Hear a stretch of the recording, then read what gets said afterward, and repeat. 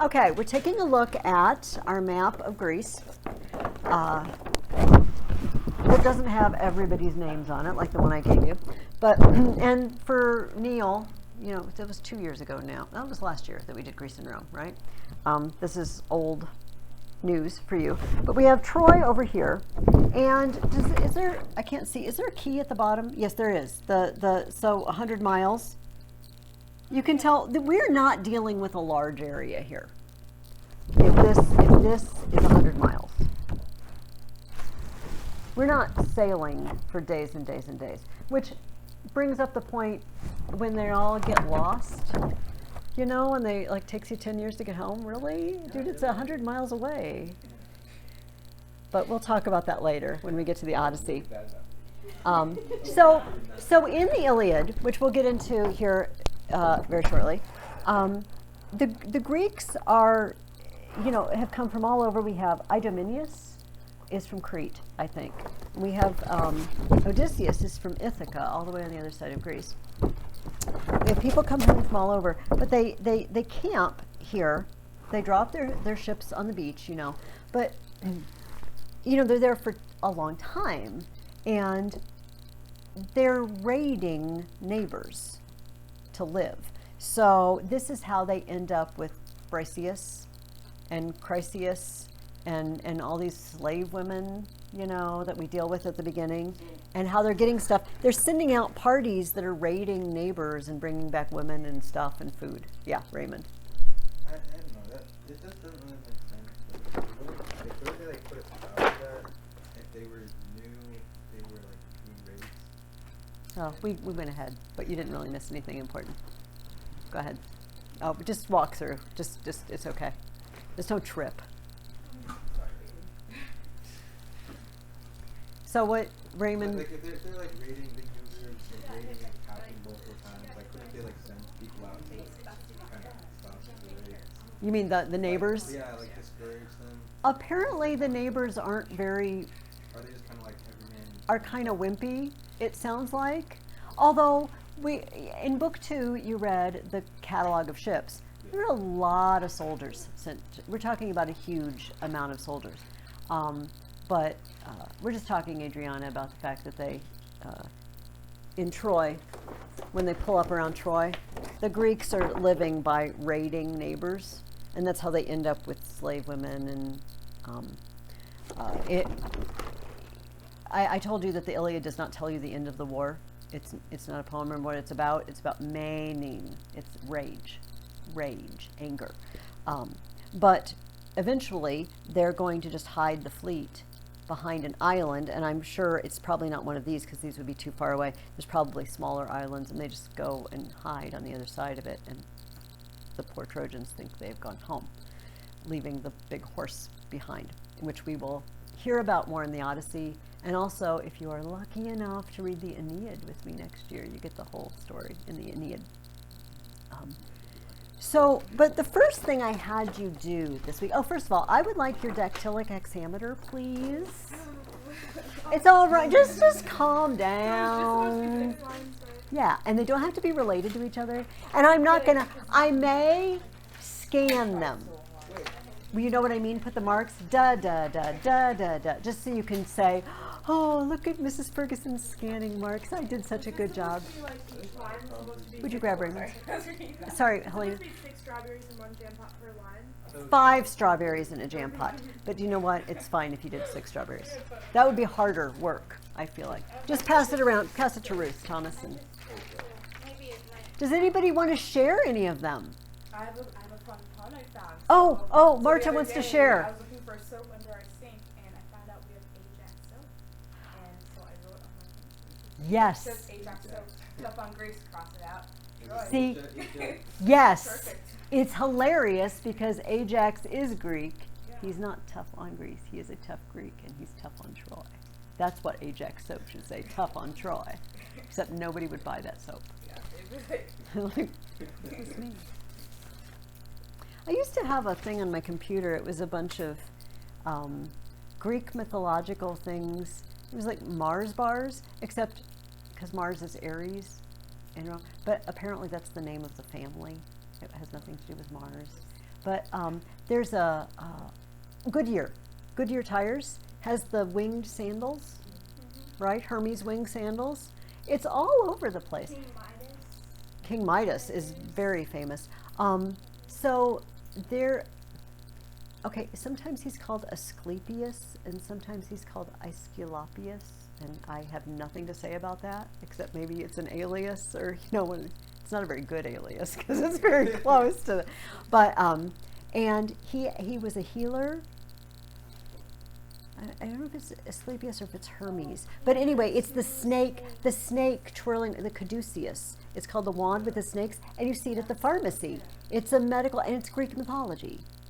It's a Greek mythological symbol. It's everywhere. Not only Carrie Underwood songs. It's everywhere. Let's start out by going over the Hesiod excerpt that I had you read, and then we'll dig into the Iliad.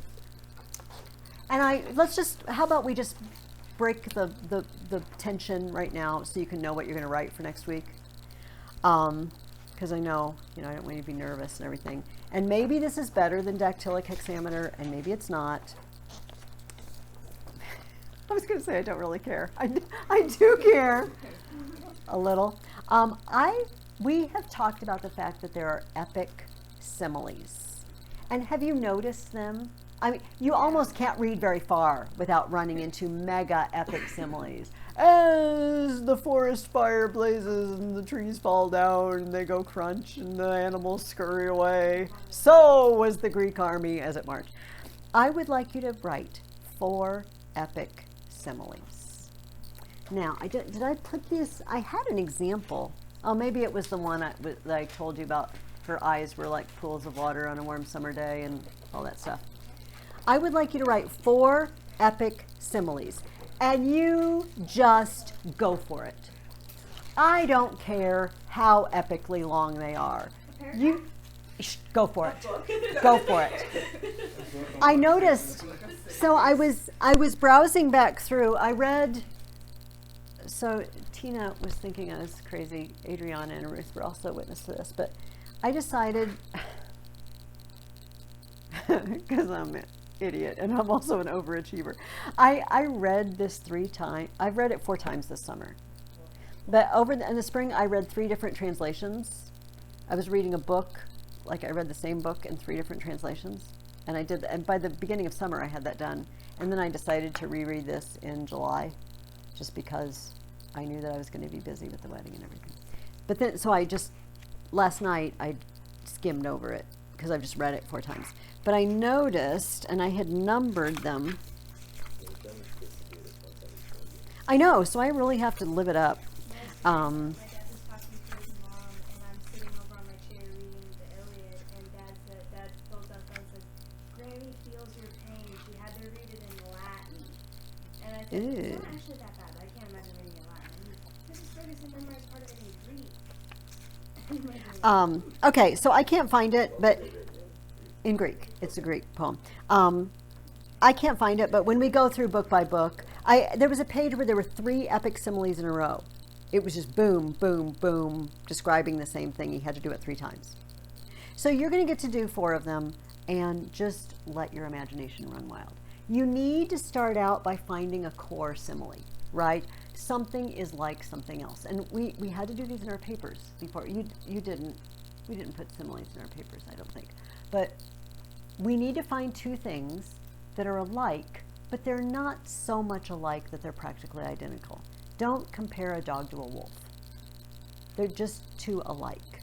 But you could have a dog, dancing around, and you know how sometimes they beg for food and they want their food, and compare that to a child in a candy store or something like that begging. Okay, because a dog and a child are not very much alike. They're only alike in one way. They're both begging for food. Or you could say like the desert of an actual desert, a dry desert, and then the desert of like Arctic or something. Yes. So that's kind of And the only way they're alike is they're empty. Or the desert, my mouth was as dry as a desert, and then you can go on and you can describe, the geography of the Sahara if you want to. It would be an epic. But my mouth is not full of sand dunes. It's just very dry. That's the only way they're the same. So you don't want, the sun was like the moon. No, they're both planetary bodies that glow or shine. No. So find that core. My mouth is dry and the desert is dry. Her hair is blonde and her hair is yellow and gold is yellow. The grass is green and emeralds are green. I'm sure there are other green things. And start with that. That's the really green grass. His shirt is turquoise and that's like cartoon grass, isn't it? Yeah. Like some child went crazy with the wrong color crayon. The library is a wonderland, because did you say it was like a jail? Jungle, like an expedition or something. I almost had a heart attack. The library was like a jail. Okay, a jungle where you can explore, and behind every leaf you don't know, and the books have leaves, pages of leaves, and the jungle has leaves. Awesome. So start with that, and then the thing that you're comparing it to. Like, it would be better to choose the desert than your mouth to expound on. It would be better to choose the jungle than the library to expound on. The lesser known, the thing you think it's like, rather than expanding on the initial thing that you're comparing it to. And just have fun with it. Just imagine, like Homer does, that jungle now. What's in the jungle? We got, toucans and huge spiders big as a dinner plate and monkeys. And monkeys are throwing coconuts down on you. And I don't know, there's coconuts in the jungle. I don't know. You could look up the jungle, right? It could be, yes, that's like the rainforest. It's deforestation or something like that. That'd be sad though. Oh, because that'd be, the burning of Alexandria Library was like the deforestation of the rainforest. When they come and slash and burn and the animals scurry for cover and they have no homes and they weep in their little burrows and they've lost their children. Okay. So, yeah, no, I don't want to read 4 times 8 of those. Please. Okay. So that is all the writing we're going to do this week, because we haven't really read enough to start a paper. That would be really mean. Analyze the Iliad after you've read a fourth of it, and no, we're not going to do that. But I did have you read Hesiod this week. I told you Hesiod is a contemporary of Homer as far as we know. So we're thinking about 800 BC, right at that time period when they started writing again.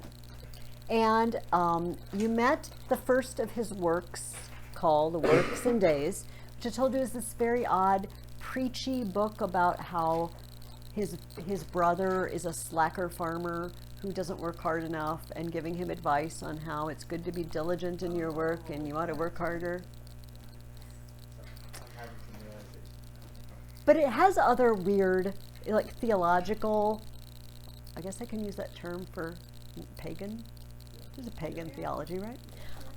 And we read this excerpt, and I asked you guys, what are Hesiod's ages of man? Anyone even going to volunteer your answer?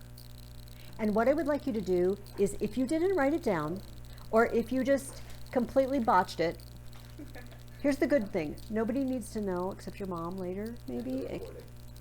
No, I'm not going to, well, if you read it out loud. Oh, okay. But I got the mic and see I could just pretend, yes, that was a good job. No. But does anybody want to volunteer? Marta wants to volunteer. What are your ages? So I was a little confused. Okay. But I think I found them.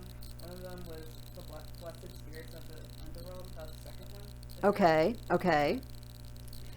Does anybody notice he called them something? Okay, let's let Heine. The Golden Age. The Silver Age. Yes. Then the Bronze Age. And then the Age of Heroes. Yes, who were us. Okay. So let me read through. First of all, the deathless gods who dwell on Olympus made a golden race of mortal men who lived in the time of Kronos, when he was reigning in heaven. And they lived like gods, without sorrow of heart, remote and free from toil and grief. Okay, and he goes on about how wonderful it was. The food just produced for them. They didn't have to work for it. They had all good things. Then he goes on to the second one. After the earth had covered this generation, and then Marta, here's your, they are called pure spirits dwelling on the earth and are kindly delivering from harm and guardians of mortal men. I get the idea that these people who lived during that golden age are now some sort of, like now they've become some sort of guardian spirits of the world. Then they who dwell on Olympus made a second generation, which was of silver and less noble by far. It was like the golden race, neither in body nor in spirit. And this sounds horrible.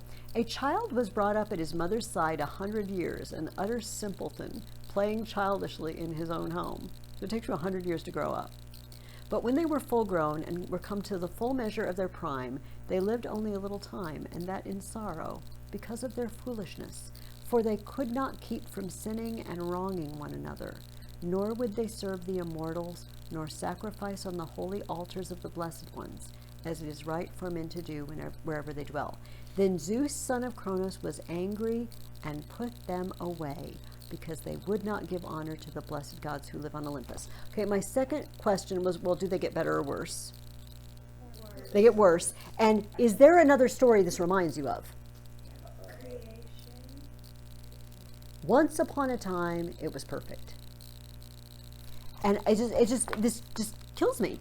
I mean, not about the utter simpleton. Although lived 100 years, a child, we have still very long periods of life after the fall. Genesis talks about long lifespans. And then we have a group of people who cannot keep from sinning, and they don't worship the gods, and Zeus was angry and he put them away. Oh my gosh. Why do you think, where did he get this from? Someone to know it, or about it, or Yeah, but how did he know? So, I feel that, like, I mean, you can see it in, like, ancient society. You can see that many of them have their own stories of, like, well, you know, or of when there was a time when creation was completely destroyed. There were only two people left over, and they, you know, and so maybe that was just because, I mean, you kind of, I mean, yeah, I guess kind of do wonder, like, how do these, you know, how do these people know what happened, but then other people know, but how do they know? It's like, Yeah, Freeman. I think sometimes that like before the Bible was created and everything, that I mean, I think that they're probably writings that were similar to. So like, I mean, even in the time of Moses, maybe even Moses, you know, God revealed the story of creation to Moses, and he had written it, and then you know maybe it was found after, and then it kind of got passed along, and then eventually maybe revealed to the people who are reading the Bible, and then you know it was put in there. You know, there's a theory. So I follow the Institute for Creation Research because it's just interesting to me. I personally don't believe the earth is millions of years old. I don't think anything could have died before sin. That is a theological stumbling block for me. And if we have billions of years of even animals dying, then sin is not the punishment of death. But not to get into that here, but they have a theory. You notice when you read the book of Genesis, there's 11 sections that says this is the account of Adam and Eve. This is the account of Noah. This is the account of, and they said, what if these were actually written documents that were compiled? This is the account of, and they come at the end of sections. So, you know, our Bibles are divided up into chapters, which it wasn't originally. And they often put this is the account of at the beginning of a chapter, but it often talks about what came before. Like this was the signature. This is the account of what you just read, you know? And what if this was gathered together? We don't know. I think that because we're used to relying heavily on things being written down, we don't have a lot of um, appreciation or respect for the idea of oral transmission. But people's memories were really getting a workout. And we all know we can make our memories better when we work at it. But what if that was all you had? And you had to remember to pass it along? I mean, the Jews, I'm sure they wrote it down, but they were keeping track of their genealogies. When they were in Babylon, they were keeping records. The Jews were keeping records, we know, when there came to be an Israelite people. Interestingly, I was reading through the church fathers, and some of them suggest that the reason Plato seemed to get so close to some biblical things was that he actually traveled throughout the Middle East and he was exposed to the Old Testament.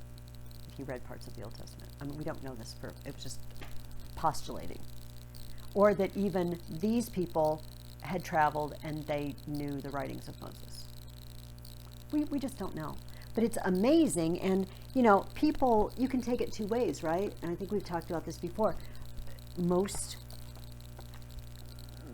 people who are not believers will say, see, that just shows it's all made up because people just make these stories up. See, these stories are like the Bible stories.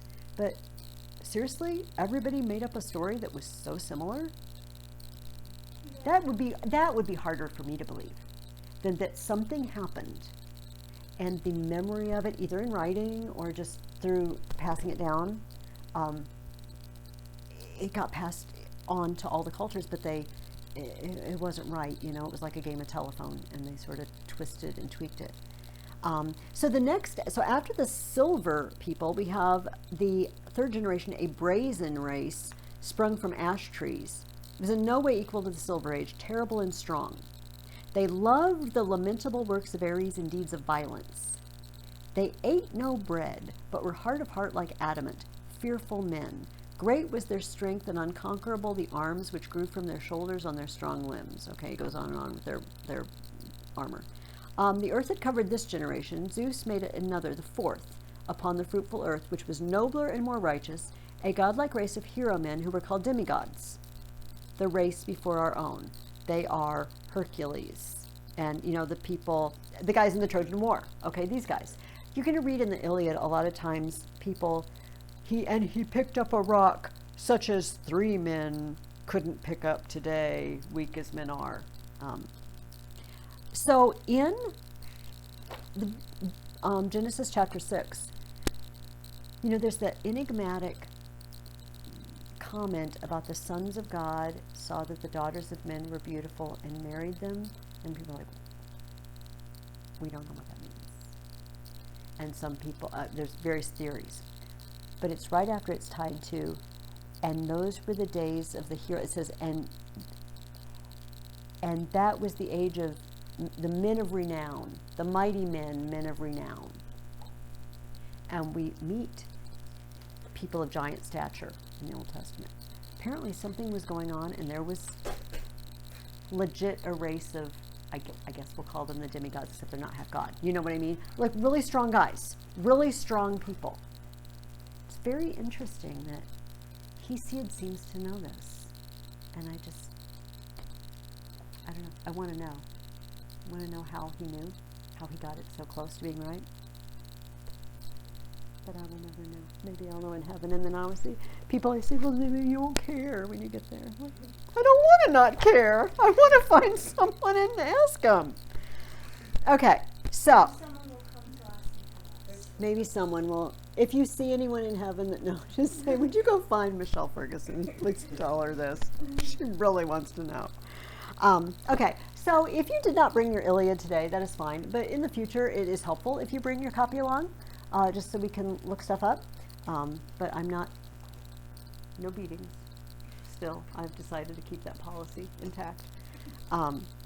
So, how's it going? Is it easy enough to follow what's going on? Okay. Sometimes it's kind of hard, but it's more enjoyable than I thought it would. It sounded like it was a dreaded book.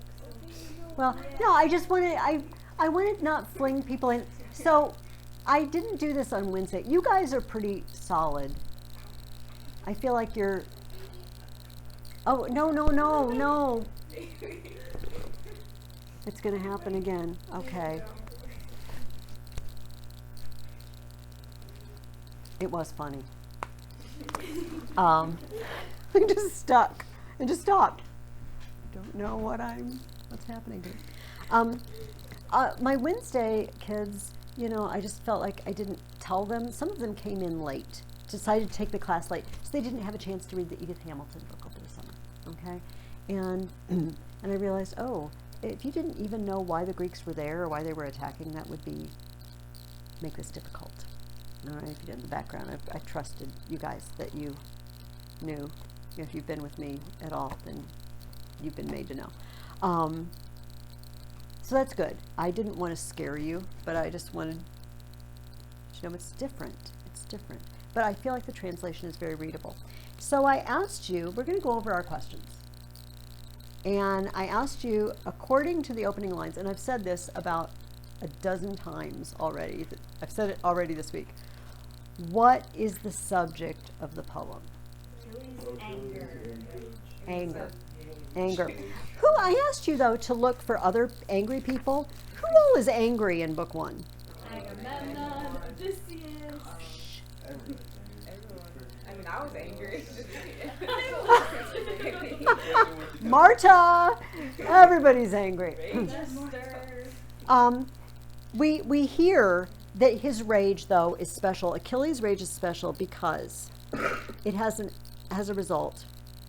Murderous, doomed, that cost the Achaeans countless losses, hurling down to the house of death so many sturdy souls, great fighters' souls, but made their bodies carrion, feasts for the dogs and birds. Achilles says, you dissed me, and I won't fight. And by the way, Zeus, could you please make the Greeks lose? So that they will want me more? Yeah. So can you kill off, a couple hundred of my friends? So I can be more important? Wow. That's pride right there. Yes. That's pride. So I didn't bring my other copy, but there's a translation by a man named Richmond Lattimore, and there's lots of, oh, bless your huge heart, where he translates the words anger angrily. But, okay, I already know I'm going to tell you this, and I want to do a little happy dance because I think it's the coolest thing ever, and you're all going to go. So there's this weird word. And I'm on, in book 1, I'm like line 45, 47, something like that. And so the priest of Apollo has asked Apollo to shoot his arrows of sickness, which Apollo, that's his job description. He shoots arrows of sickness at the Greeks because they wouldn't give his daughter back, Chryseis. And it says, he prays this, hear me, Apollo, God of the silver bow, who strides the walls of Chryse and Scylla sacrosanct, Lord in power of Tenedos, Smintheus, God of the plague. And he goes on to say, if I ever gave you sacrifices, if I ever found favor in your sight, make the Greeks sorry that they're keeping my daughter, okay? But it's this word Smintheus, God of the plague. So you probably, maybe you know this, maybe you will encounter it later. Often the gods and goddesses have not multiple names, but titles depending on what they're being the god of. So when it's Zeus Xenos, Xenos, of hospitality. Xenos is foreigners. Xenos is a race of people. So Zeus Xenos is when he's acting as the god of guests and hosts. Okay, so Apollo Smintheus is when you appeal to Apollo in his job description of killing people with his arrows. Smintheus means mouse or rat. Do you see? You're the god of the plague. He's the rat god. They knew that illness was spread by these rodents. And you probably know enough history. You probably remember that the Black Death, the Black Plague, was spread around Europe by rats jumping ships in various ports. Apollo Smintheus is the rat god. He's the god of the plague. Thank you for not just going, oh my gosh. I didn't know that for a long time. That was Smintheus. I'm like, yeah, they're rats. The rats that spread the plague. See? We like it, don't we? We like it. So Apollo comes on the camp, and it says, 9 days the arrows of God swept through the army. 9 days. How long have they been here? 9 years. Why did they end up here again? Why are the Greeks here? Because somebody stole a woman and wouldn't give her back. So we have, okay, so we're going to read Herodotus later. And the historian Herodotus. And he's very skeptical about the whole Trojan War thing. And he says basically what Neil just said. It's like, yeah, they didn't. Who would fight 10 years for a woman? Are you kidding? If they had her, they'd just give her back. She must not have been there, because any sane person would just give her back. So yeah, basically that's what Herodotus says. Yeah, what a waste of time. Nobody would do that. So we have, in the big picture, 9 years of fighting, 9 years of death and carnage, because someone stole a woman and wouldn't give her back. We have 9 days of death, because someone stole a woman and won't give her back. And Agamemnon is on the warpath when he is asked to do so. So, I asked you, the next question was, what do we learn about the character of Achilles and Agamemnon from their quarrel in Book 1? They're both very difficult. Oh, difficult. They seem very similar. So Achilles seems a little bit. Honestly, I see that most like honorable and virtuous, I guess. Agamemnon is just a jerk. Yeah. Both of them are kind I of also like- said They're very irritable. they're arrogant and like, but they really end up being kind of the exact same. I felt like Here, selfish, stubborn, and quick to anger because both of them It's okay, I'm gonna grab my mic. It's okay. We're good. Agamemnon is like taking away things in greed, right, for like his honor, and then Achilles decides to stay behind and is like taking away the lives of men for his honor, and so like they're very similar in that respect. They're both all about the honor, aren't they? Yeah. I got up to bring this just so I don't forget. So this is our art of the week. This is not an ancient vase, obviously. It's not even really good color. They did do a very popular color scheme in Greek pottery was red and black, and sometimes the figures were red and the base was black, and then sometimes vice versa, like this one. But it was more, this is very red, and it was more of an orangey color. But this is just a reproduction. This is a very popular image, and it is known as Achilles and Ajax playing a dice game. That's the actual name of it. Yeah, like like Achilles and Ajax playing a game, and they always refer to this. Historians refer to this pattern as, it's okay. I got it. It's okay. I'll do better next week. I'll find a new. Maybe we'll just have to put the tripod on the. So anyway, you can look at that, but it's just Achilles and Ajax playing a game.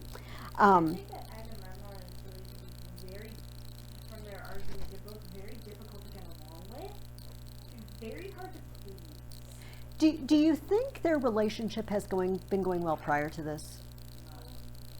Probably not. Because here's what Achilles says. So Agamemnon says, I'm gonna take somebody's girl. If you take my girl away, I'm taking somebody else's. And Achilles goes on this rant, and he says, we don't have anything else to give you. We can't reward you. All the spoils have been dished out, right? And then Agamemnon argues back, and it starts here. A dark glance, and the headstrong runner answered him in kind. Shameless, armored in shamelessness, always shrewd with greed. How could any Argive soldier obey your orders, freely and gladly do your sailing for you, or fight your enemies full force? Not I, no. It wasn't Trojan spearmen who brought me here to fight. The Trojans never did me damage, not in the least. They never stole my cattle or my horses. Never in Thea, where he lives, where the rich soil breeds strong men, did they lay waste my crops. How could they? Look at the endless miles that lie between us. Shadowy mountain ranges, seas that surge and thunder. No, you colossal, shameless. We all followed you, to please you, to fight for you, to win your honor back from the Trojans. Menelaus and you dog face.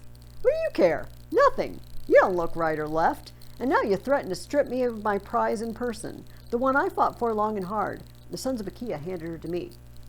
And now he lets it all go loose, like 9 years of my honors never equal yours.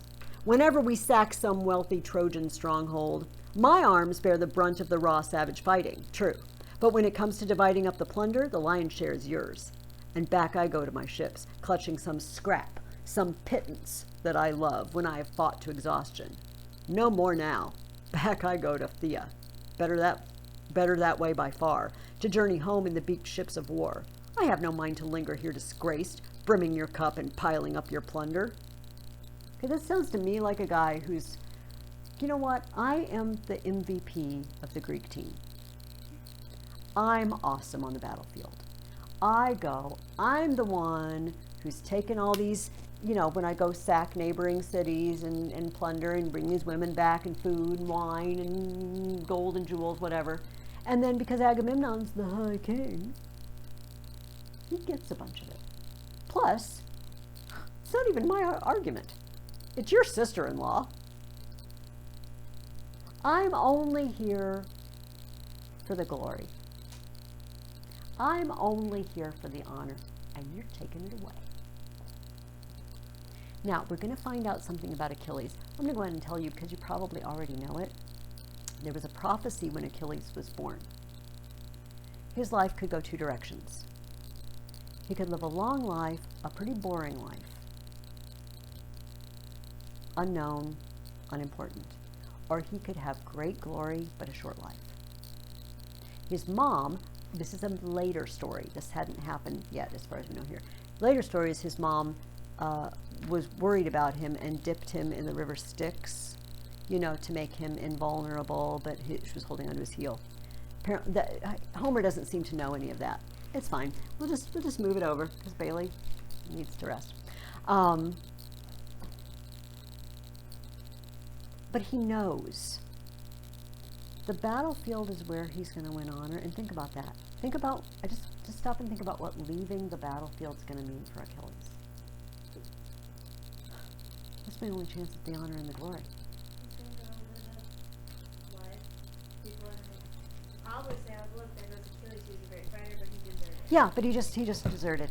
Here, I feel like it's, okay, I guess it's when I move around the focus changes. I need to not move. I'm going to move.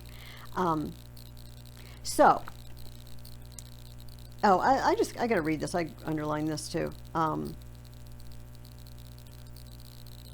Agamemnon says this back to him. Desert by all means, if the spirit drives you home. I'll never beg you to stay, not on my account. Never. Others will take my side and do me honor. Zeus above all, whose wisdom rules the world. You. I hate you most of all the warlords loved by the gods. Always dear to your heart. Strife, yes, and battles, the bloody grind of war. What if you are a great soldier? That's just a gift of God. Go home with your ships and comrades, lord it over your myrmidons. You're nothing to me, you and your overweening anger. There has been some tension in the Greek camp, I feel like. You know how hard it would be to, I think I mentioned this last week, to camp with a bunch of guys for 9 years? You get really tired of, you know what I mean, you're dirty and you just want to go home and take a shower. Everybody starts to become really annoying. Can you imagine like Odysseus and Nestor and the other guys just get around?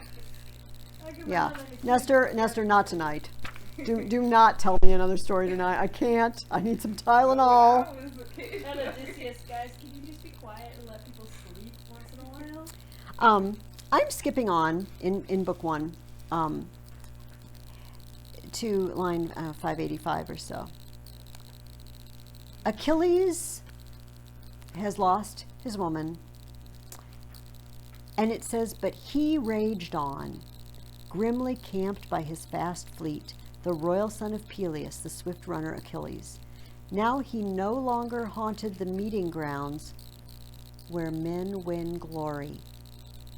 Now he no longer went to war, but day after day he ground his heart out, waiting there, yearning, always yearning for battle cries and combat. He doesn't love sitting the battle out. Yearning, always yearning. I got one skill. I'm a really good fighter, and I'm camped out by the ships. So there's a Greek word, arete, and it means excellence or virtue, but also valor. It's so on the battlefield, it's what you're admired for. It is your glory. It's the thing you're shooting for, and we win it by killing the enemy, frankly, by being the MVP. And sitting by the ships is no fun for Achilles, because there's no arete in it. There's no valor. There's no. So I asked you the next question. What does Achilles ask his mother to do? We already mentioned this, but somebody tell me. Beg Zeus to destroy a lot of victories. Yeah. Let the Trojans win. Kill a bunch of my comrades to enhance my glory. So then we get to book 2. It is the tiresome, it is only half of it. All right, we're not going to go over the big list of ships. Yeah, but so somebody, who said Agamemnon was a jerk? Somebody has already described him as a, everybody said Agamemnon was a jerk? Because he did have a choice, didn't he? Okay, so let's go back to Agamemnon for a minute. Do you remember what he did back home to get a good wind so the Greek fleet could sail to Troy? Killed his own daughter. Artemis demanded a sacrifice, and he apparently cared enough about the gods to sacrifice his own daughter. But he won't give back the priest of Apollo's daughter. This is nothing. I'll kill my own daughter, but I won't give back someone else's daughter unless I'm forced to. So we're already, we're not very far into the poem, and we're getting a picture of Agamemnon, right? So we get another really, I have no explanation for this. All the commentaries I ever read say, yeah, we do not know this. It says, it's okay. We have a St. Bernard, and it's fine. The St. Bernard is lovely. Why don't we move it? Could you move that a little closer to you now, Helena? And we'll just kind of move it away from me. So, okay, awesome. No, it's fine. We might just move it up here. This would be not tempting. It's a bummer for Bailey because this is the petting time. This is the hour and a half of glory, dog glory. This is the Bailey's arete moment, the moment of virtue, excellence, and glory. And yeah, I know. I'm just gonna go. Oh, they're not petting me. Agamemnon. Do you remember what? I didn't ask the question. Do you remember what Agamemnon decides to do? He gets a dream. He thinks he gets this dream that he's going to take Troy and we should charge and we should go for it. And he's like, oh, let's just run a little test on the men first. Do you remember the test that he ran on them? Hey, why don't we all go home? Okay, so I couldn't find that.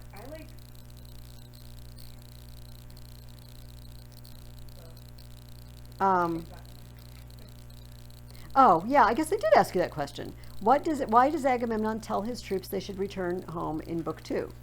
Yeah, I guess Marta didn't find the answer because he says it's a time-honored custom. Okay, let me see if I can find that. Okay, there's the dream. Come. But first, according to time-honored custom, I will test the men with a challenge. Tell them all to crowd the oarlocks, cut and run in their ships. They've been there for 9 years. Hey guys, you want to go home? Yes. And they're running, and Odysseus is like, go back, go back. And all the commentaries say, yeah, we don't see any evidence of this time-honored custom. We don't read it in any other book. What a stupid custom that would be. You know what generals are supposed to do. You're supposed to ride up and down, it may be someday that the line of men may fail, but it is not this day. Okay, that's what you're supposed to do. Not, hey, are you tired and you just want to go home and get some pizza? No, you don't do that. This just does not seem like a good leadership strategy to me. And so they all like, heck yeah, and they run for the ships. And poor Odysseus has to go, either reason with him or whack him, depending on their social status. If they're high up, he reasons, and if they're lower, he just whacks them. And gets them back to the fighting. And he says that. You run so fast that they don't catch up with you until you come back. Get to the ship. Unfortunately, I don't think any one of them could actually man a whole ship all by themselves. They could hide at the ship, but that wouldn't really do much because now you're about that. No. All of them are fast enough, though. I don't think the commanders could. No. See, There's okay. a lot more men than there were. I feel like Agamemnon should say, hey, I got a message from Zeus last night that we're going to take Troy. See, that would be encouraging. Yeah, Even though it's a lie. He doesn't know that. Which brings us to Zeus's questionable moral fiber. We knew this already. We already knew. But I love this line. This line says it all, I feel like. So he gets the guys back. And Odysseus has reasoned and or whacked enough people that they are back together. And Agamemnon sacrifices an ox. And they all pray that they hurl the smoke-black halls of Priam headlong, torch his gates to blazing rubble. Okay. And so Agamemnon prayed, but the son of Cronus would not bring his prayer to pass. Not yet. The father accepted the sacrifices. True. But doubled the weight of thankless, ruthless war. Yeah, thank you. I'll take the sacrifice. Yeah, not going to do it. Nah. The father accepted the sacrifices, true, but doubled the weight of thankless, ruthless war. Does this guy just like watching people kill each other over this? It's disturbing, frankly. So there was a movie. Was it that terrible movie? What was that? Jason and the Argonauts? Yeah. Okay, was that where they were playing like a game? Was it? Yeah, The gods were on Olympus and they had like game pieces. Yeah, they were like, oh look, let's see what happens. And they were just moving them around like game pieces on a game board. Like, oh, I'll take your Achilles with my, Hector. That's how much they care. Because we all know what we do. If you play chess, you sacrifice people. And first of all, you make stupid moves and you lose them. Second of all, you're like, yeah, the bishop's going to have to go to get where I want to be. That's just what you got to do. But these are human beings that we're talking about here. So I found my triple epic simile, finally. Athena came and she shakes her aegis. Like, I'm sorry, that sounds like a disco song. Sorry. I just like, Casey and the Sunshine Band, Shake Your Booty. You know this song? Yeah. Shake Your Aegis. Sorry, it just popped into my head. We don't know. Sometimes the Aegis is described as her shield, and sometimes it's her breastplate. But anyway, she really, whenever she does it, apparently it thunders, and she really stirs guys up, and they want to fight. So she does this. And we had the triple simile. As ravening fire rips through big stands of timber high on a mountain ridge, and the blaze flares miles away, so from the marching troops the blaze of bronze armor, splendid and superhuman, flared across the earth, flashing into the air to hit the skies. That was the first one. I read that to you last week. Armies gathering now as the huge flocks on flocks of winging birds geese or cranes or swans with their long lancing necks, circling Asian marshes round the Caister outflow, wheeling in all directions, glorying in their wings, keep on landing, advancing, wave on shrieking wave, and the tidal flats resound. So, tribe on tribe, pouring out of the ships and shelters. The troops came on. I'm going to edit here. The armies massing, crowding thick and fast as the swarms of flies, seething over the shepherd's stalls in the first spring days when the buckets flood with milk. So many long-haired Achaeans swarmed across the plain to confront the Trojans, fired to smash their lines. Oh, I'm sorry, it's a quadruple. The armies grouping now as seasoned goat herds split their wide-ranging flocks into packs with ease when herds have mixed together down the pasture. So the captains formed their tight platoons, detaching left and right, moving up for action. I love it. Okay, so, and then we have just a lot of lists of ships. However, right in the middle, and now, Muse, sing all those fighting men who lived in Pelasgian Argos, the big contingents out of Alus and Alope and Trachis, men of Thea and Hellas. Achilles was their leader. But they had no lust for the grind of battle now. Where was the man who marched their lines to war? The brilliant Achilles lay among his ships, raging over Briseis, the girl with lustrous hair, the prize he seized from Lyrnessus, after he had fought to exhaustion at Lyrnessus, storming the heights and breached the walls of Thebes, and toppled the vaunting spearmen Epistrophus and Mines, the sons of King Euenus, Silipius' son. All for Briseis, his heart was aching now. Achilles lay there now, but he would soon rise up in all his power. Right in the middle. Like ships. Oh yeah, and Achilles is still laying there, and he's brewing. Okay. And I asked what we learned about Odysseus from this whole. Leader. He is a leader, and apparently a very smooth talker. Yeah. Because he talked guys from running home for pizza and beer. No, you want to go back and put on your armor and fight some more and maybe get killed. Yeah, I do, don't I? Odysseus. He people out of going to visit their wives and children and go kill some, other people. He is a really good speaker. You know what? So I'm gonna, since we're talking about this, in the next book we have Helen come out, and she's naming the Greek soldiers. Now you would think sometime in the past 9 years, the guys in Troy would have figured out who's who. No, but it's convenient for Helen to do it now. And they're talking about Odysseus and Antenor, who's Hector's brother. Helen's pointing out Odysseus. Straight to the point, my lady, very true. Once in the past he came our way, King Odysseus, heading the embassy they sent for your release, together with Menelaus dear to Ares. I hosted them, treated them warmly in my halls, and learned the ways of both, their strategies, their traits. Now, when they mingled with our Trojans in assembly, standing side by side, Menelaus' shoulders mounted over his friends in height and spread. When both were seated, Odysseus looked more lordly. But when they spun their appeals before us all, Menelaus spoke out quickly, his words racing, few but clear as a bell, nothing long-winded or off the mark, though in fact the man was younger. But when Odysseus sprang up, that famed tactician would just stand there, staring down, hard, his eyes fixed on the ground, never shifting his scepter back and forth, clutching it stiff and still, like a mindless man. You'd think him a sullen fellow or just a plain fool. But when he let loose that great voice from his chest, and the words came piling on like a driving winter blizzard, then no man alive could rival Odysseus. Odysseus, we no longer gazed in wonder at his looks. All right, the Trojans hosted him in an embassy, and we also find out the Greeks have previously sent an embassy to negotiate for Helen's release.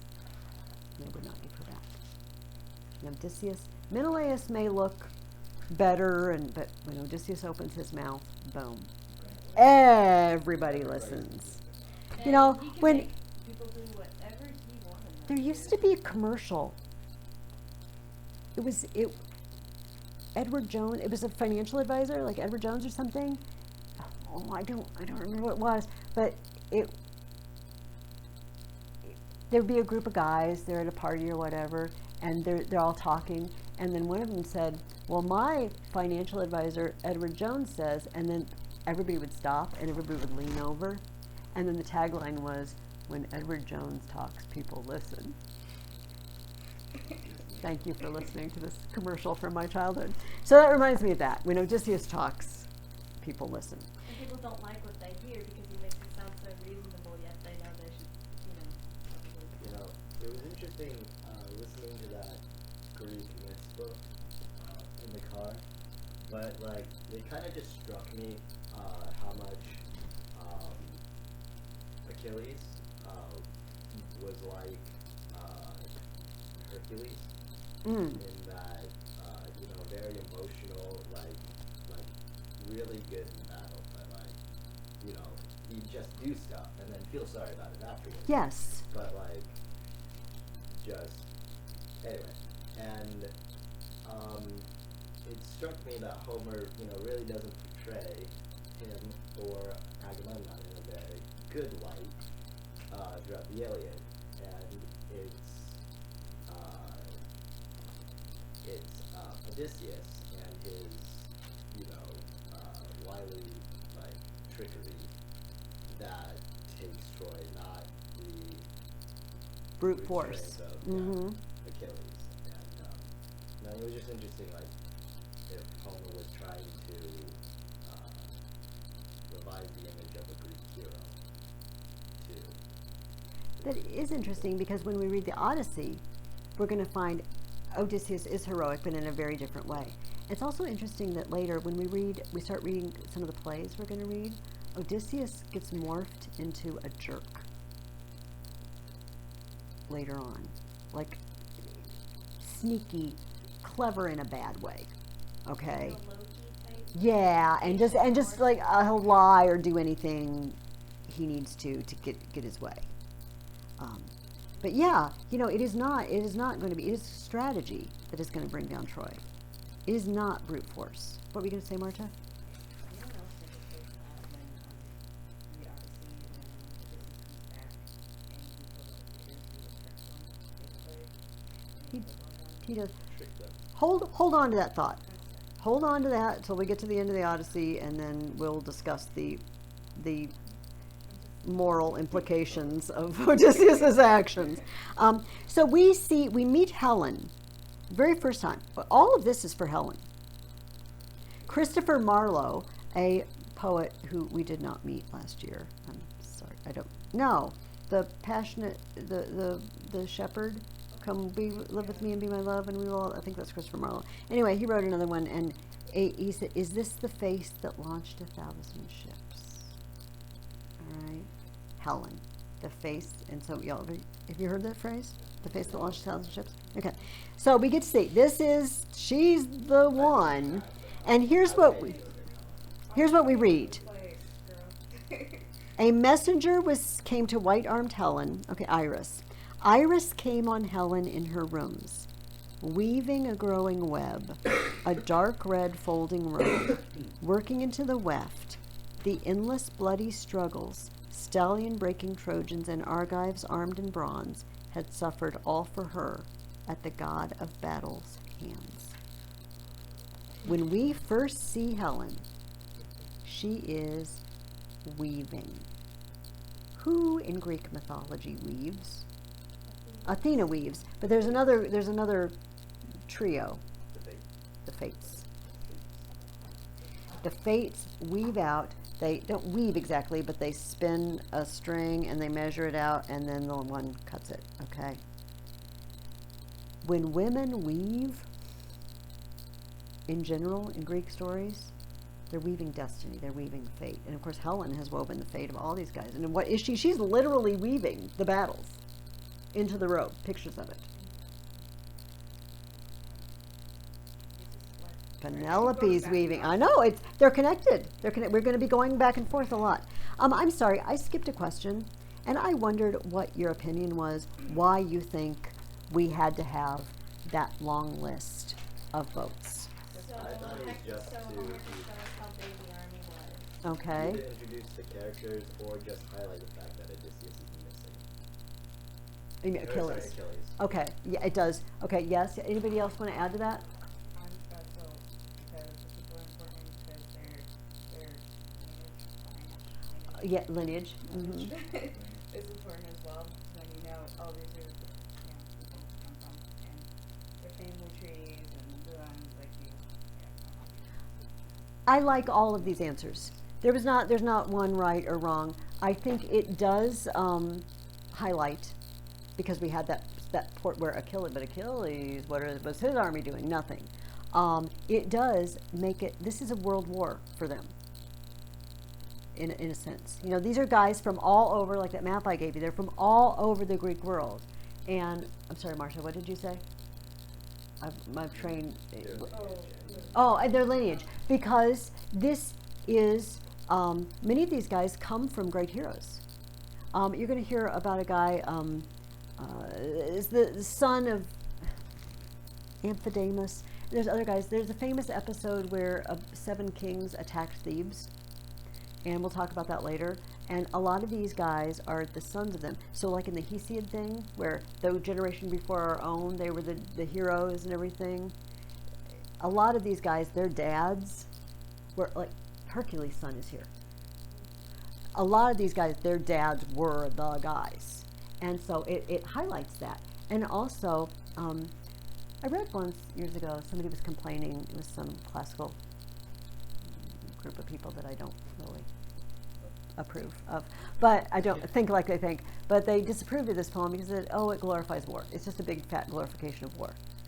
But you notice something, we're going to talk about something else in a minute that I don't think glorifies war at all, but often there are these little asides, and his wife was waiting at home, but she's going to have to wait a long time basically because he's never coming back. And he will never come home to bury his father, and his father will pine away in grief because he will never be returning home. I don't feel like we're ever allowed to forget there are people at home. Every single one of these names that I told you do not have to look up in the glossary, they have a family, and they're never coming home. This does not glorify war to me. This is brutally honest about the cost of a war, in my opinion. You are free to disagree with me. Say, no, Mrs. Ferguson, it glorifies war, you are wrong. I'm okay, I'm good with that. I like the scene in book 6 when Hector meets his wife and son. Okay, yes, hold on to that, because I got a whole poem. We're going to read a whole poem about that. I got poems. Okay, wait, don't talk about that yet. My next question was, Paris, after a little bit of a tongue lashing from his brother, like, you big fat pretty boy jerk. That is not, I'm not quoting the Iliad. I didn't memorize that line. You just hang out and let everybody else do your fighting, and you're just so pretty. It's almost strawberry jam. Okay. Get out there and fight. People are dying for you because you stole her. And so he goes out there. He's like, okay, I'll duel Menelaus, because it really ought to be that way. Menelaus is the husband. Paris is the stealing boyfriend. Okay, stealing jerk boyfriend. How does the duel end?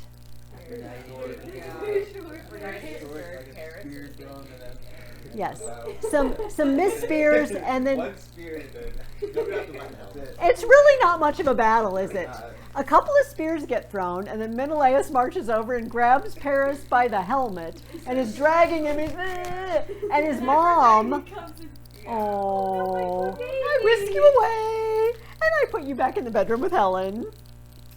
I mean, she doesn't even move him on the battlefield. Like, I can just go home now. You've done enough. No, he didn't do anything. He threw one spear and I was just thinking that scene, Aphrodite is totally a helicopter parent. Oh, we have more than one, because Aeneas is also Aphrodite's son. Yeah. She whisks him. Don't even get me started about people being whisked away. That seems a little bit bad. I mean, like, Aeneas was actually out fighting. Yes. No, it wasn't pathetic. Paris was a little pathetic. So we have a truce. To do the duel, they have sacrifice to the gods. There's a formula for this, and it's agreed. you won't kill us and we won't kill you while this is going on. Let's agree to that. Okay, we agree. But I asked you guys how the truce gets broken. Athena tells one of the Athena tells Greeks them to shoot. Pandora. Yeah. Sorry, one of the Trojans to shoot an arrow at Okay. Yes. Is it I can Pandora? find Is it that. Pandora? Yes. Let me see. Let's see if we can find it for Marta. Yeah, Pandora's. Okay, here we go. Athena merged, this is around line 100. Athena merged in the Trojan columns like a fighter, like Antenor's son, the rugged spearman Laodocus, hunting for Pandarus, hoping to find the archer. Find him she did, like Haon's skilled, fearless son, standing by, flanked by the bands of shielded men who trooped with him from Aesepus's dark rapids. Athena halted beside him, let her challenge fly. Here's glory, son of Lycaon. Let me tempt you with your archer's skill. Have you the daring to wing an arrow at Menelaus? Just think what thanks, what fame you'd win in the eyes of all the Trojans, Prince Paris most of all.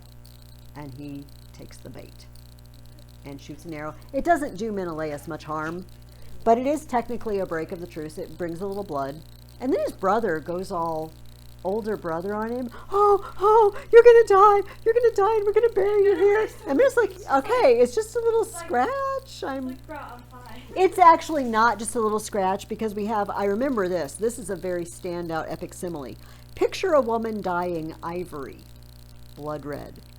A Carian or Maeonian staining a horse's cheek piece, and it's stored away in a vault, and troops of riders long to sport the ornament, true, but there it lies as a king's splendor, kept and prized twice over, his team's adornment, his driver's pride and glory. So now, Menelaus, the fresh blood went staining down your sturdy thighs, your shins, and well-turned ankles, like staining a piece of ivory red. His white legs, I would think they'd be pretty tan by now. I mean, after 10 But years they're of under like a camping out. skirt, right? Yeah, they're under a little skirt. Yeah. Okay, Who's honestly, got that promise? I feel bad for Houghton because I don't know what's worse, like being trapped in a city for 9 years or knowing for 10 years, or knowing that the people who are trying to rescue you are just camped outside. I know. For 10 years. And this Like, is, they can't sneak in the city when it's not like all barred up. Or like people that you knew, people that you knew when you were married to Menelaus, and people that you know in Troy are Yes. killing each other for you, You. and no one's won in 10 years. Because And I'm not literally even they're sure not I even like, actually it doesn't like really. it. I know. This is because she kind of gives him a tongue lashing too. Yeah, Like, you jerk. In fact, when Aphrodite comes and says, hey, Paris is waiting for you, he's like, you go with him. Except I was going to say you go sleep with him, but it's his mom. So you don't want to say that at all. You know, you go if you're so fond of him. Yeah, well, technically, but then sometimes not. We have a breakout of the war then. And this kind of sums it up. We see this line more than once in the Iliad, but I think this is the first time we see it. Screams of men and cries of triumph breaking in one breath. Fighters killing, fighters killed. And the ground streamed blood. Fighters killing, fighters killed. It's just all one. Like, it's just kill or be killed.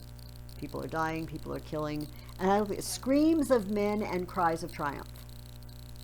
Just this noise. And you can't tell if it's people screaming in pain or screaming, yay, we're winning. It's just all one big mess. This is the battlefield. I think it's kind of funny when they all have to like get ready and get into like their like little phalanx or whatever. Mhm. Like it takes a little bit because I just like whatever I picture in my head, like I don't picture like they were like square to soldiers. Oh, yes. It's just like, hold on guys, let me get in position. Hold on. Wait a minute. Sorry, Raymond, go ahead. it just kind of seems weird, like those type of wars, like back then, they like all line up. Yeah. Yes, it does, doesn't it? Yeah, it's Like kinda- maybe you want to hide and yeah, come they're- out they're and just kind of like all line up, and then the people like general meet in the center, and like okay, let's. this It's sounds kind a, of like a soccer, like a game. yes, Like, yes. usually it turns into Yeah, position, it's like and then tugging- and like okay, Yes. then you go each separate ways, and then they violated this rule. This sounds a little less organized. However, once they clash, the whole organization goes to pot. You know what I mean? Once, so we're going to talk a little more about the Greek Phalanx when we talk about the Persian Wars. And it's like, yeah, let's change this and let's you know when Yeah. Diomedes and Glaucus meet in the middle of battle? Oh, yes. They just decided to just become Okay, friends. yeah, let's talk about this. So, when you're gonna kill somebody, I don't think you're thinking about like. so in book 5, Diomedes is the man. All right, he is like the gods are saying go. In fact, I asked you guys which 2 gods or goddesses get wounded. Aphrodite and Ares and Aphrodite, and do you notice they both come running home to daddy? Yeah. Even Ares, he's the god of war, for crying out loud. He stabbed me! It's like the little kid who's playing with the cat, like making the cat mad. The cat scratches him because. Aphrodite especially. It's like, oh my gosh. So, in the Iliad, we remember I told you arete meant virtue or excellence. There's another Greek word that's related, aristeia. Aristeia is a moment of glory. All right? It's so when you are the man, because they're all men on the battlefield, you know, and I'm happy with that. I'm so happy for men to fight more for me so I can stay home. I have no idea. I don't want to enlist. So the aristeia is the moment of glory, and we're going to see several people have an aristeia. Agamemnon's going to have one. The big Ajax has one. And then, of course, you can imagine who the ultimate aristeia is going to be. Achilles when he comes back. It's a build-up. It's like one of those movies where they foreshadow things and you have little, you know. So Diomedes is his first moment of aristeia, and he just cuts loose. But, always remember what's going on. That we know, because we know things they don't know. We know that Zeus's plan is that the Trojans are going to start winning and a bunch of Greek people are going to get it. All right? The Greeks don't know this yet. Right now it's going well, but we know this aristeia moment isn't going to last. Because Zeus already, he nodded his head in assent, which means he's irrevocably said he will do it. And we have another one of these similes. Then Pallas Athena granted Tydeus' son Diomedes strength and daring, so the fighter would shine forth and tower over the Argives and win himself great glory. She set the man ablaze, his shield and helmet flaming with tireless fire, like the star that flames at harvest, bathed in the ocean, rising up to outshine all other stars. Such fire Athena blazed from Tydides' head and shoulders, drove him into the center where the masses struggled on. Okay, I'd read this several times, and then something occurs to me. Stars. Are stars permanently visible? So, They go out during the day. I mean, they don't go out. I mean, I realize what stars are. They don't. They don't get quenched. And also, remember, they're not always visible all year. You know what I mean? Only the North Star, the constellations wheel around and they dip below the horizon. She made him blaze like a star, but stars don't blaze all the time. Stars disappear. It's very temporary star glory. Get star glory. And boy, does he One get and he uses it, He and doesn't so care he's who stabbing gods and goddesses, and I don't really feel too bad about that. I would say Um, Aphrodite if I could, because obviously Uh, that woman has problems. Oh, Yeah, that's true. So, and after that, oh you can't my, really blast you into the center with a thunderbolt like Zeus can. So I pick her Because because something asked on her spine. yeah, she could just go, Aries, you stabbed me. Okay. I asked you what impression you get of Diomedes when he fights and wounds gods. This is kind of an open-ended question. He doesn't care. he's kind of, I don't know, he seemed kind of lost in it, to be honest. Yeah, it like looked he's not thinking. Like swept up in it, because at first he's afraid to, right? And I think he's like, yeah, don't mess with those gods. But if you see Aphrodite, just And then he whack her tried one. to attack like Apollo eventually. Yes. Apollo's like, stop it. yeah, you need to calm down. Yeah, he does get kind of swept away in the power I of feel it like all. he's kind of lost it, and then he thinks he can do it. But I think isn't Athena like helping him all the time? Like, even when he's doing it, so he thinks he's the one doing it, but it's actually Athena who's actually making him do He it. doesn't care. So- At this point, he I think doesn't he's care kind who of he Kinda, is. I He's think just he trying kind to of himself. understands that it's Athena helping him. Because like after she leaves him, doesn't he kind of like get a little bit terrified, and then she Yes. comes back and he's like, okay, I can do this. Yes, yes. So, When Athena's with him, he doesn't care who he spears as long as he spears Yes. someone.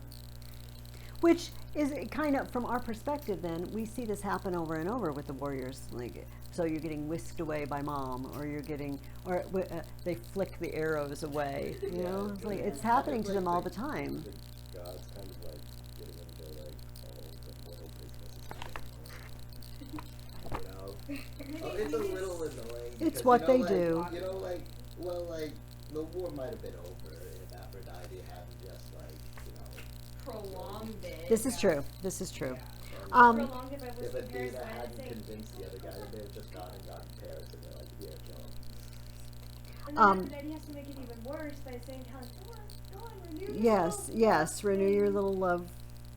Sorry, Say love shack, love tryst. So I asked you in book 6. There's this passage there, and we see Agamemnon and Menelaus.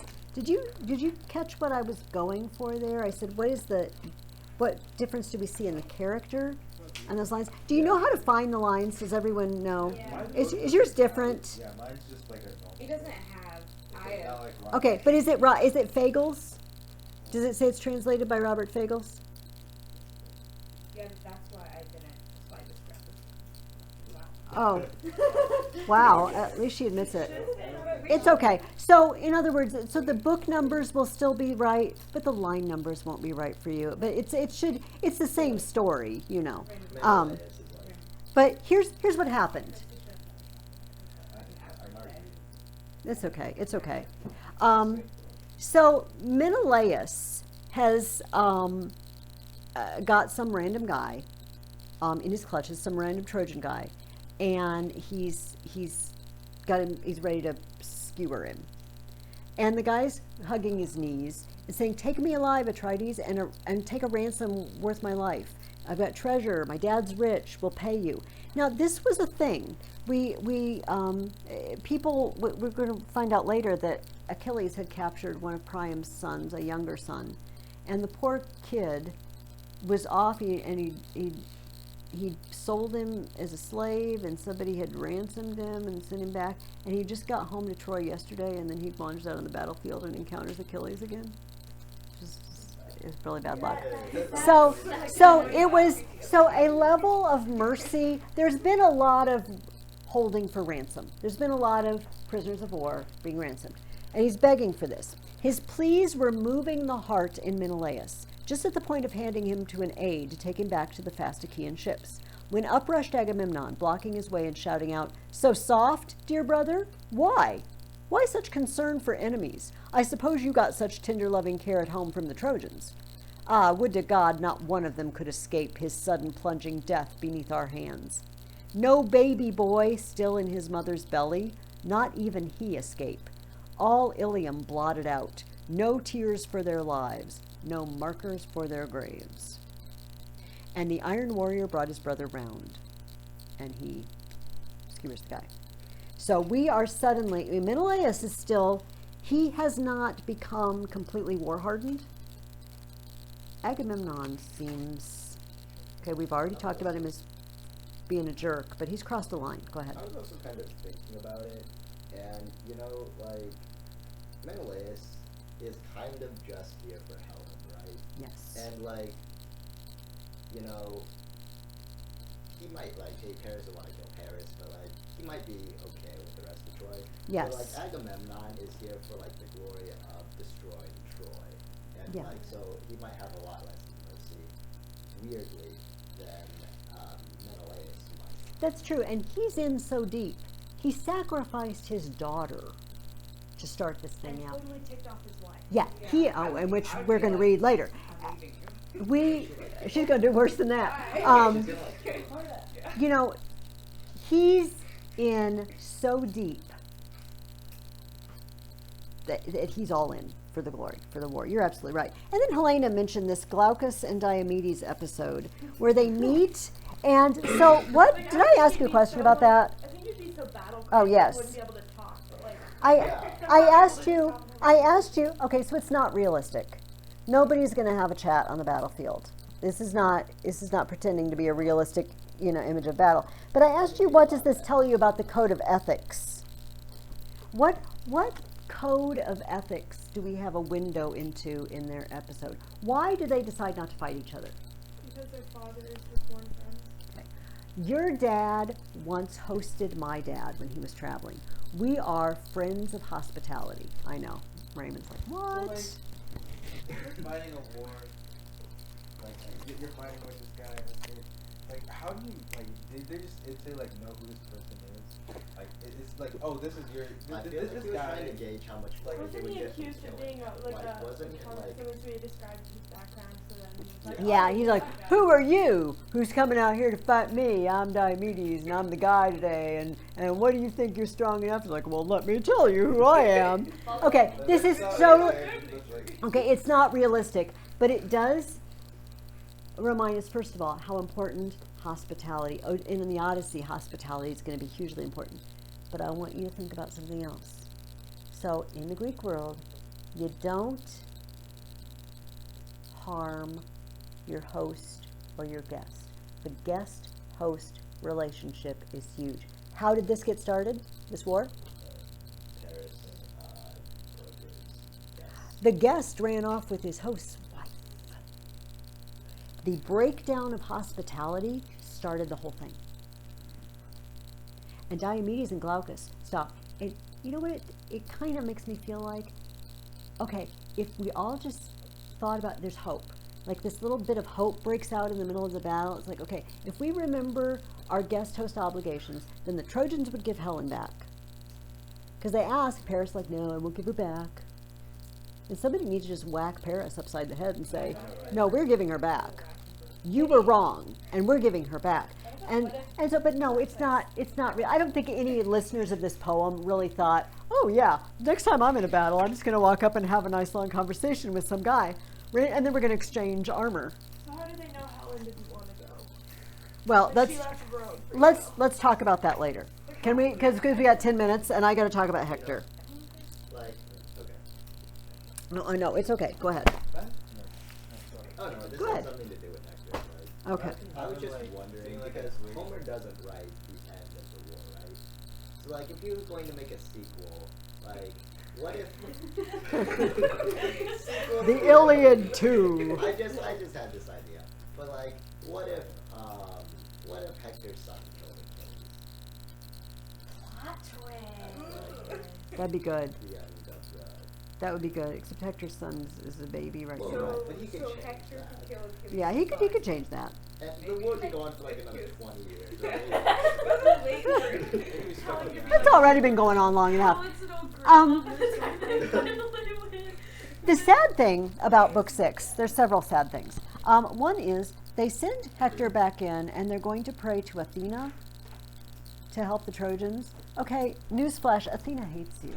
Athena hates you because Paris gave the apple to Aphrodite. So Athena's on the other side. All the this is another one of those, and they offered sacrifices to Zeus, but Zeus isn't going to do anything. Yeah, Athena's not going to help you. The second thing, I got this, I didn't come up with this myself, but I just thought this was an interesting insight from a commentary I was reading. Hector goes to the women. He does 3 stops. He goes to the women, says, pray to Athena. He goes to Paris and chews him out again. And Then doesn't Helen give herself a tongue lashing at one point? yes, whore that I am. Yeah. Love that, right? Whore that I am. And so in this commentary mentioned being shameless.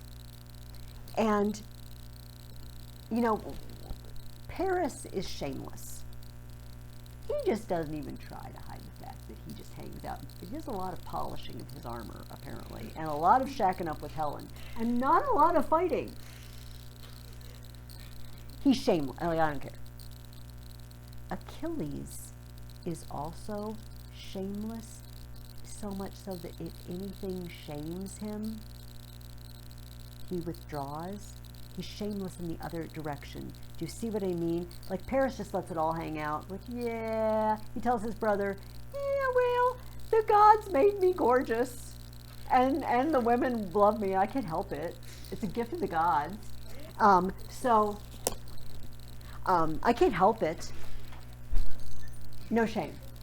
Come on in. You can go across me if you want to. We'll be done here shortly. Is Morgan here? Okay. But Achilles refuses any hint of shame. You know what I mean? Agamemnon shamed me. So his last stop is with his wife Oh, that and seems son. to continue, right? And That's like every Hector solo. has a problem, doesn't he? Hector, okay, these Trojan fighters, they've got families at home, but they're not there, right there. And nobody's threatening their families. But if Hector doesn't go out and fight, and Troy falls, he knows, and they talk about it. Andromache says, "I will be enslaved." Our son Astyanax, Lord of the City, is his nickname. He will be a slave if they don't kill him. And you're leaving. You stay home and protect me. But Hector says, "But I'm going out there to protect you.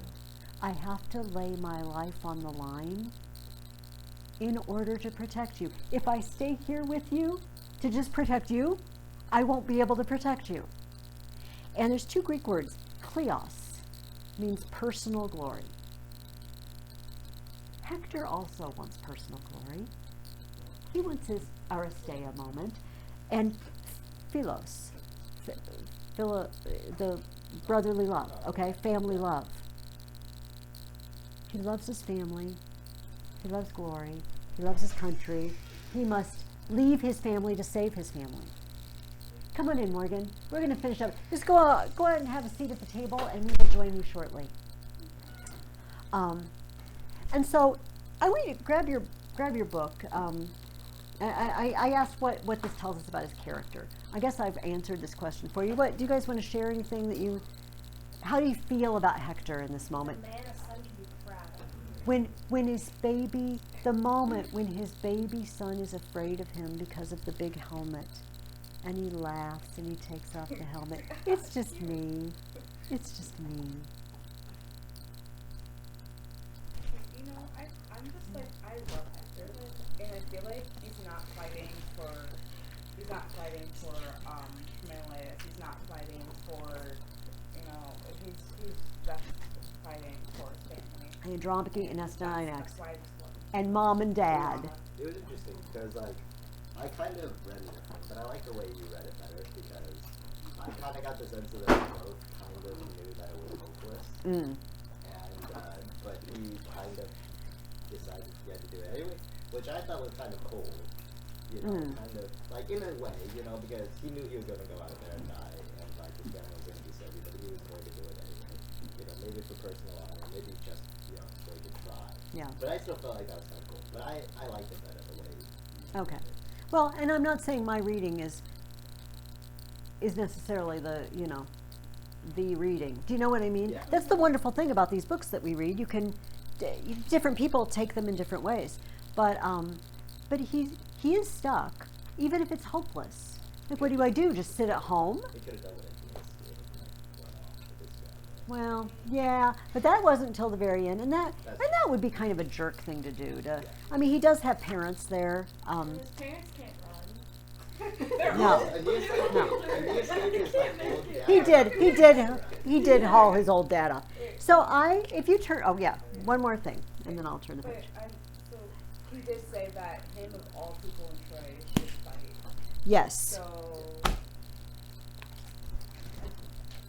On week 2, if you turn to week 2, I have poetry. I have 2 poems. One of them reminds me of this episode, and one of them is actually about this episode. The first one is called To Lucasta, Going to the Wars. He's talking to his lady, and he's going off to wars. Tell me not, sweet, I am unkind, that from the nunnery of thy chaste breast and quiet mind to war and arms I fly. True, a new mistress now I chase, the first foe in the field, and with a stronger faith embrace a sword, a horse, a shield. Yet this inconstancy is such as you too shall adore. I could not love thee, dear, so much, loved I not honor more. His love for his lady is tied to his love for honor, and it's part of who he is. But here's the one I really love. You have to know something before I read the Parting in Wartime. It talks about Euston waiting room in the final line. Euston is the train station. It's outside of London. He's leaving for World War II. How long ago Hector took off his plume, not wanting that his little son should cry, then kissed his sad Andromache goodbye. And now we three in Euston waiting room.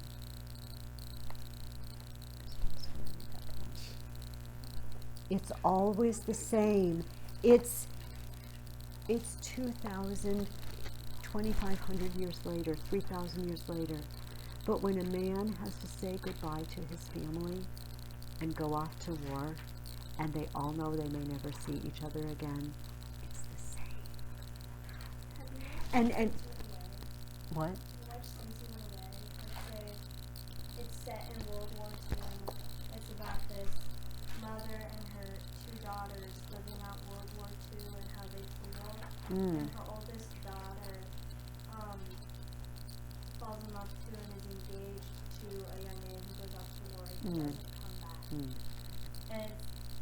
And you can tell, like, it starts right after they said goodbye to their father leaving, and they like, we're praying he'll come back, but we're realistic enough to know that he might not come back. It's the same story throughout the ages. All right, I want you to flip the page in your book, and you will see questions on that page you will see questions for the next 6 books of the Iliad that we're going to read. But if you flip again to page 10, we have another section of Hesiod. Hesiod's other book is called the Theogony. This is where we get all our information about Cronus and Saturn and Zeus and the overthrow and the Titans and the creation of the Muses and everything. This is it's a much shorter poem, but it's his poetic rendition of how the Greek gods came to be. And I've given you the section about Prometheus. Ask you one question. Prometheus and I believe Pandora is also involved, the story of Pandora. So I would like you to read that and answer that question at the bottom, and then read the next 6 books of the Iliad and answer the questions, and 4 epic similes. And does anybody have any questions that we didn't get answered? I mean, does everybody feel like you're following the plot and just? It's kind of interesting that the Trojans are portrayed better than Yeah, I want to talk about that more. We're out of time now, but yeah, G.K. Chesterton, a famous Christian writer, wrote about this, and he's like, nobody names their kid Achilles, but people name their children Hector. Hector is still a name. Hector, I think just, from the visual that we watched the electric company. Oh, yeah, you're way too young for that. No, We watch that show all the time. Is it still on? It's Do you know? I don't Do you know. know who originally starred? Who got his start on the electric company back in the 1970s? Morgan Freeman. Really? Do you know Morgan Freeman? He was the easy reader. He was like dressed like a hippie, and he would read the words would slide together, and he'd sound them out. He was the easy reader. Because there was a movie called Easy Rider about motorcycle. He was the easy reader. Anyway, so every time I see Morgan Freeman, I'm like, easy reader. Okay. Yeah, I want to talk about the fact that the Trojans, we get a little more sympathy with the losing side. Also remember, who do the Romans trace themselves back to? Aeneas, Trojans, the losing side. Interestingly. Okay, I'm turning off the video.